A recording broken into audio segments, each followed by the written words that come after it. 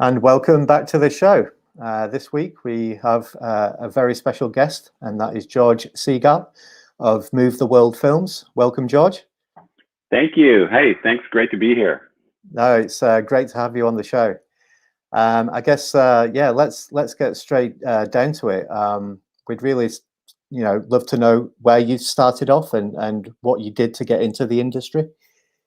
Well, I started off, 100 years ago in television news. I got a job in Bakersfield, California, where I went into audition as a sports anchor, and they said, there's no sports job available. Can you do weather? I said, sure. I've been doing weather my whole life. So I stood in front of a map, made up a forecast, and I made a mistake during the forecast. I mispronounced the city, and the cameraman started laughing. And I just leaned over and I go, something funny? And he goes, you mispronounced the city. And I go, well, why don't you just tell me the right way to say it? And I said it correctly, and I kept going. I didn't say, can I start over? Oh, I want to do this again, which most people do if they make a mistake. I just went with it. And the news director liked it, and he hired me. And so that was the beginning of a 14-year career in television news. So that was an interesting way to start. Yeah, so that's like newscaster, sportscaster, weathercaster. What's the journey been like for you since those early days? You know, I've lived all over the country. Every 2 or 3 years, you move in that business unless you become like a mainstay of that station. And when I got out of the business, I decided to start my own video production company because I got tired of moving around and wanted to control my own destiny. And so we started creating programs. We would do commercials, marketing videos. And then about 10 years ago, I came up with the idea for The Last House Standing with a business partner, Wes Volmer, this guy I met in San Antonio. We said, we want to build houses that don't get destroyed by wind or fire or flooding. And he was a big concrete guy. And he said, concrete houses are the future. So I came up with this concept for The Last House Standing. You know, did you ever see the movie Talladega Nights? I've not seen it, no. Pretty funny movie with Will Ferrell, and he plays this character called Ricky Bobby, and his line in there that his dad raised him with is, if you're not first, you're last. And that stuck with me. It's like, where do I want to be last? Okay, I want to be the last house standing. If every house is wiped out, I don't want to have to go through that. So it's been a journey, and we made this film, and we're starting to get a lot of attention with it, and it's exciting because it's so important. I don't know how it is over in England, but people here in the United States live where they want if they can, and they don't really worry about what can happen to them or what can go wrong, and so they're not prepared until disaster strikes, and then a lot of people are expecting to be bailed out for it. And it's horrible to talk to victims that have lost everything. Even people with money, when you lose everything that you have, that messes you up. That changes your life. And so we're hoping our film can make a difference and serve as a wake-up call to let people know you need to do something. Amazing. That's great. I'd also like to sort of ask you, in those sort of early days, was there any sort of calling signs for you? How did you know you had a place in the sort of broadcast media industry? Was there any flags or certain signposts in those early days? I just always thought that it was something I wanted to do from when I was younger. My father had been in broadcasting one way or another. When I was a little kid, I got to meet Walter Cronkite, which one of the most famous newsmen back when news was actually news in the United States. And so I wanted to be in that business, and I always had the ability to just talk and ad-lib and do stories quickly. In television news, you have an hour to do a story. You know, unless you're a special investigator, they send you out, they want you to come back with the story, put it on the air, do something else. And I was good at churning that stuff out. And as a weather forecaster, I was good at ad-libbing and just being able to be calm in the face of disaster. That's one of the key things in television.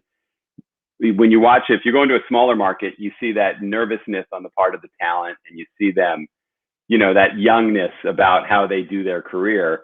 But as they get into bigger markets and have more experience, it's that calm that's over you, and you do your job.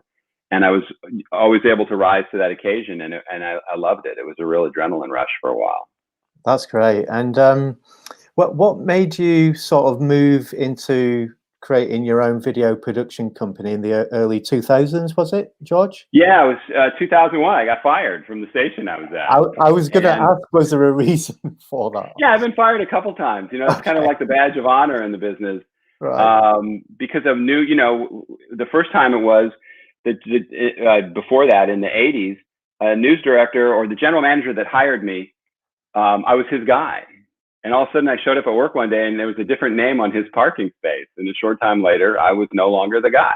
You know, it's like you have people that like you and you have people that don't like you. So in 2001, I just said, you know, I'm not going to do this anymore. I don't want to be at the hands of some focus group or person making random decisions.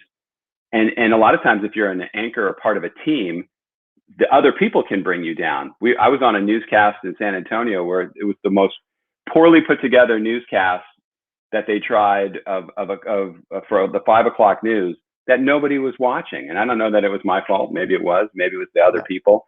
And so I decided I don't want to do this anymore. And so I decided to use my talents to create my own things to try to somewhat have a better control of my destiny. You still don't have complete control. You still need somebody to fund projects. Yeah. But you have more control than as a broadcaster working for someone else. Yeah. And that's so the production company, what type of content was you creating? Short form and long form programming, or? Well, we first was hustling for commercials and marketing videos for clients. And then I created a Texas travel show called Show Me Texas, where we would travel around to small towns and show everything there was to see and do there. And the hard part for that is we had to buy the airtime for the program, and I was not able to land big sponsors. So it was a great idea. The show was pretty well done, but we weren't able to catch on in terms of buying airtime is expensive. And if you don't have money behind you, it's like we went to Chevy and said, we'd love you to be a sponsor. And they said, you have to have a minimum 2 rating on your program. Well, as a paid program, you're not going to get a 2 rating. Yeah. There's no way. So, you know, it's very difficult. So then I created, with my partner, Wes, at the time, we created this concrete show, and we were doing shows about building houses with concrete and how durable it is and how safe it is. And so I just got into saying, well, if I control my own destiny with this, why don't I take it a step further and form a company where we'll try to make documentary films? Because that way you get to take a position. Well, not a position. Let me back up on that. You get to point out in a situation and hopefully let people make their own determination about what it is that you're telling. But it's a whole different process, and I really enjoy it. So this is my second one that I've produced and directed, and it's a lot of work, but it's exciting when it's done, and you can look back and see what you did. Yeah, and I'm just trying to draw some parallels with possibly, you know, broadcast graduates leaving campus and them sort of having a brave new world to experience, and similar to you starting up a brand new production company. And so those early gigs and shoots, do you think it was maybe luck or perseverance or connections or a mix of all those that, you know, sort of push you on and give you the drive? I think it's a combination. I think that because I started at a place where I was a TV personality, maybe I got in some doors because people said, oh, let's see what this guy's up to. The problem since the early 2000s and now is anybody that has a cell phone or a camera considers themselves a producer. So you've taken a field that's it's now very competitive when you get into this business. And what I would always tell clients is, you know, I would turn in a proposal for a project they wanted. And I remember one in particular, this is great. It was called Guide Dogs of Texas. And I convinced the guy to do a video. And I told him I could make like a 10-minute video for him. It was going to cost $9,000. And he went back and came back to me and said, you know, I found somebody that'll do it for $1,000. If you'll match the price, I'll give you the job. And I said, first of all, that means I was ripping you off $8,000 if I now said I would do it for $1,000. I said, I can take a few things out, maybe do it for $7,500. I said, there's nobody in the world that can do it for $1,000 unless it's your son and you're giving him your camera and he's doing it on weekends. And I said, do me a favor, just show me that video when you're done so I can see what $1,000 video looks like. I never heard from the guy again. Yeah. But that's what you get a lot. You get people that are saying they want the low bid. Yeah. And I always tell clients, I'm not going to be the lowest bid. I'm going to tell you what my price is.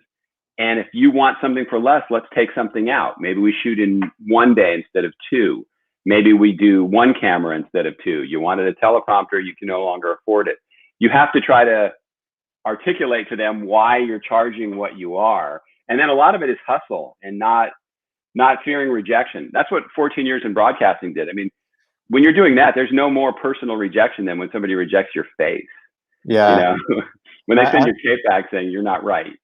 Yeah, and I guess that sixth sense and the instinct in when you know that, that like it's almost like they're calling your bluff in terms of, you know, setting the price and their expectation, and you're like, well, you know, I've been in the game a long time. I know what the current prices are and the current rate cards and so on, and it's just like you said, it's not going to be a price that I'm going to, you know, lower myself to. Exactly, and it's like that. If you buy a car, you know, you go into the car dealership and they have the price $20,000 on the car. Well, some people pay 20, some people pay more, some people grind them and get it down to next to nothing. And what I hated when I do that process is if I'll say to the guy, I'll give you 18,000 for the car, and then the dealership that I went to, another dealership says, okay, I'll match that. They're just acknowledging that they were sticking you for $2,000 in the meantime. So once you come off your price with no justification for how, I think it throws a big cloud over you. So you have to be true to what you're doing. And sometimes you have to work for next to nothing because you have to pay your bills. So, I mean, I've taken jobs I'm not proud of. I've done, you know, you do it for a rate, but I won't lower my bid. I'll just say, what are you looking for here and what's the budget? And then I'll try to come in that budget. But I don't like doing that. It's not very rewarding. No, then that's fair enough. And I guess you wear many different hats in this sort of industry. You've gone from in front of the camera to the sort of production side. Is it fairly easy for you to switch those sort of roles, or is that what you like about it? Well, it's what I like about it now. It's funny, if you had talked to people who worked with me earlier in my career, they would say, that guy can't shoot. He's a decent editor, but I didn't even know how to pick up a camera. Now I know how to shoot. Yeah.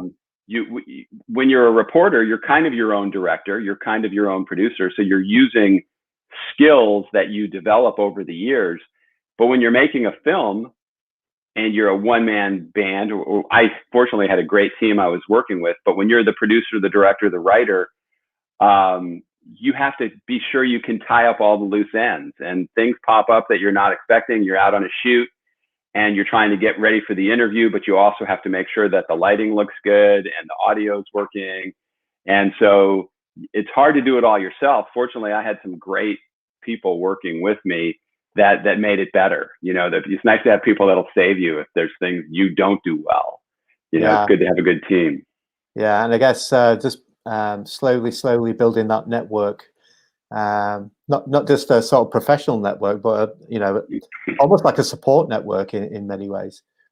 Yeah, it's good to have people that you can bounce your project off of. So if you get a project to make a video for somebody and you think it's really good, before you show it to the client, have some people that will tell you the truth. You know, have some people say, nah. I have people that will tell me the truth. I mean, I send something to people that I think first of all, nobody's pickier than me about my work. I'm never happy. I never like it. I always think it could be better. And if you took a project and every day tried to make it better, you could every day find something wrong with it. But when you can send it to somebody and then they can say, I don't understand what you were saying. I don't know what your point was. Why'd you put that shot in there? It's very helpful because you get a set of eyes on it that are looking at it differently. Yeah, that's brilliant. And I guess throughout your career, you've had moments of great elation and sort of euphoria. Is there any particular like standout moments for you, George? There's a couple. One when I was doing radio, I got to interview Jimmy Stewart from It's a Wonderful Life. Oh, wow. And he was really old at the time, but being in the presence of somebody that incredible was a highlight. So something I'll never forget. And then I had another job where we were broadcasting live from the World Series. And so I got to interview all the players on the field, post-game and pre-game. And then I was in Candlestick Park for the 1989 earthquake that interrupted the World Series.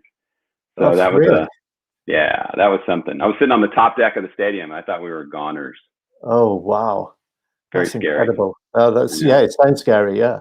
Yeah. And I guess just moving on to the film, The Last House Standing. Uh-huh. I guess that's been a sort of something that you're very passionate about and something you've been developing for a long time. Yes, I've been working on this for years. Like I said, I started it with a buddy of mine in San Antonio, where we came up with the concept of wanting to have the last house standing. And then in 2018, in Mexico Beach, Florida, the whole place was wiped out except one house. That was the true last house standing. And I was able to get a hold of the owner and go out there, and we themed the film around his house. And what that's an example too, when you're talking about who you're trying to appeal to, I got people for this film that I didn't think I would ever get. I saw Henk Ovink, who's the water ambassador from the Netherlands. I saw him on 60 Minutes, and I go, I want to interview that guy. It took me 6 months just to hear back from them. Eventually, I got an interview with him. The FEMA director, people still say to me, how did you get into FEMA to do an interview? Well, eventually it got on Brock Long's desk, who was the director at the time, and we got to interview him. And so all those things, plus all the years in TV news where I would be sent out to cover a story where somebody's house was flooded and they lost everything. I went to a tornado in Oklahoma where this woman, the only thing left on her slab was a bathtub and the mattress she held over herself to avoid getting blown away. Everything else was wiped clean. Right. And it just made me want to create this film, because people don't think about, well, what happens if my house blows away? Do I have the right insurance? What if I had to evacuate for a fire? Do I even know what I would take? If somebody said to you right now, hey, you got 5 minutes, grab something from your house, what would you do? You wouldn't have you can't wait till the disaster to go, okay, now I'm going to figure this out.